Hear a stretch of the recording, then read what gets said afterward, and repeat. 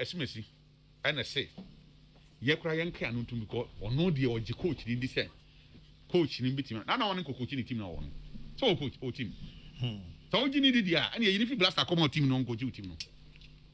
because Ghana for ye ni abrepa o ye ni an makofa yi Levy bebu ye ko ye hu ano blaster de be cheche ye de cheche ye be so a ye mudi ye ndia na Levy ye famu ko mo era o sem ye Levy de say be kan wasan kakra san na because me hu asam kapa famu ko that's okay ovia we de hena me be fa Levy o ka se bebu ko mi na beze kapre kakra re bom coach de wasam mo we wa bon wa bon serious na kadna over yembo clock sack for abaso tia no mo tia no o matwam na two tag nso so se o mo de no mbetwe asan edikan na sitak for nso so enya ntiase ene tapo nyina se obi eko omu nyina nso so enya omo ho ntiase nti ye da nyame ase ne da omo mpanyimfo no omo da no ni wo mo a omkohia mu fa ho adwen ni nyina ase se omu nyina nya sa ntiase no omo ko ni nti na sese na ka utak tag no utak ne kase papa kwa ye ntimi nya enye enwie nti asida na ye nhwe kwan ya di utak de no ebe fa so na ye ka ne saa no na 11 no Charles yeah efa me buko mu efa me buko mu baby aye dru kadna baby asem we dey I was say me wro but you say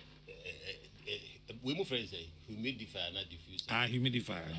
ni twi ye dey minimum c'est kroko nti o zen ka pen so esi suidie evi say Levy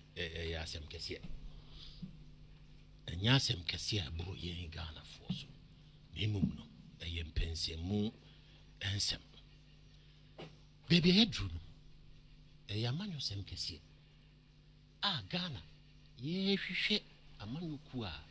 titire ni oda no a ye nyina de eda a chia hye ne nsa no obenya kokodru aye nhihye ya ebitimi asachira Ghana esikasem akwa animu preko nti amanyoku a wo sew kokromoti bia no edru penso bia oyisa asem na no se ekwan be so ena mefa ayi Ghana free busia bonko asomu eni aban sika ensu yedi yagitum ni de ye hye no kwa de enhwe so ye ni ade ade nyina wo se ye ho adwuma de emom no ansa ne ye be hye bi kura ni asan ye ne basabasa no sika no pudio ni nyina no ensu yedi ensu ye hye ye bia ba bia ekwan be ne ye be fa so a ye be sacha no na se parliament ampimani mu a nka se ye nim se parliament wo ho mfa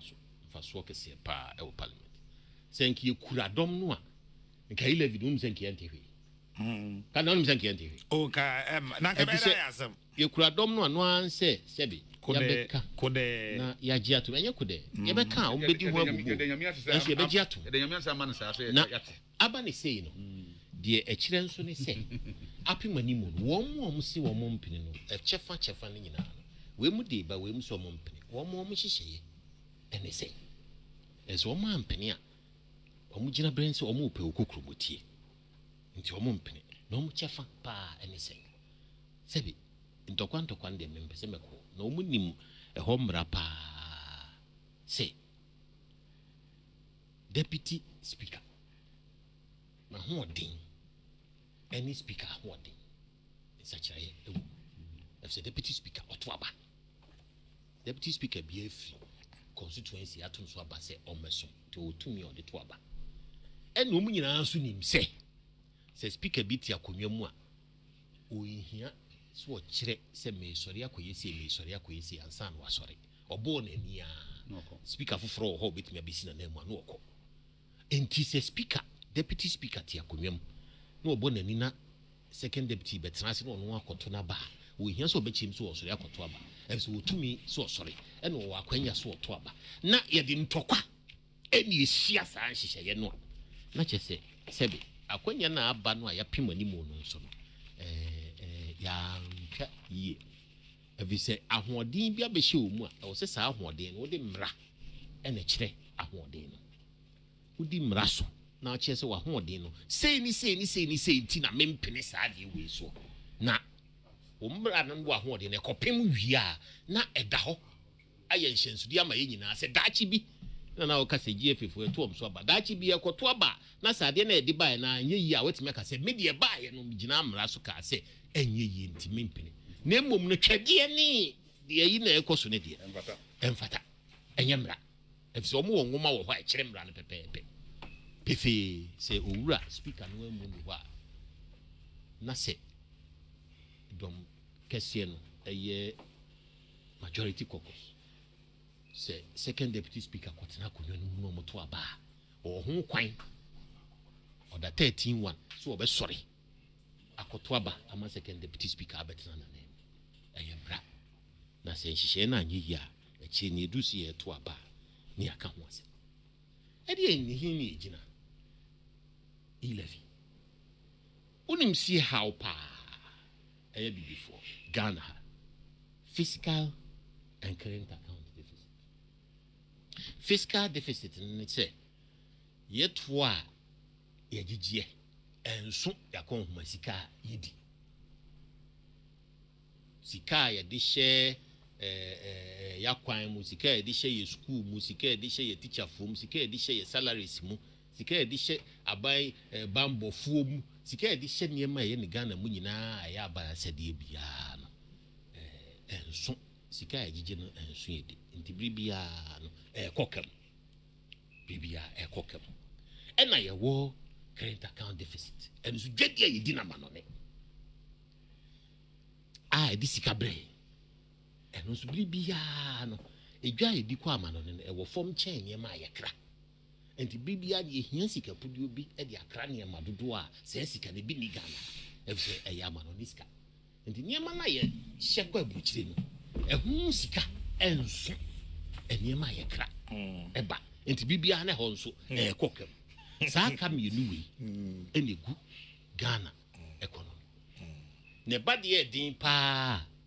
na yɛtum nika kɔ IMF 2014 aban free senchi ba ya ɔka so wɔkɔ IMF agye no tum si ɛkɔ na no to aso mpre edunsia a yakɔ IMF Ghana ha mpre edunsia a ne yakɔ IMF ne kaseɛ paa yɛ biribia na ekeka kɔ mfi aduonu between 16-20 years and the near share IMF ni World Bank kukum wɔn tete yɛ sɛ akwalafo de yɛ hyɛ akyire me nante yɛ nso yɛ wie ni a ebu lege between 1983 kɔ 1999 na IMF de kura yɛn kura structural adjustment program 1 structural adjustment program 2 economic recovery program 1 economic recovery program 2 ɛhɔ ɛna social intervention social program of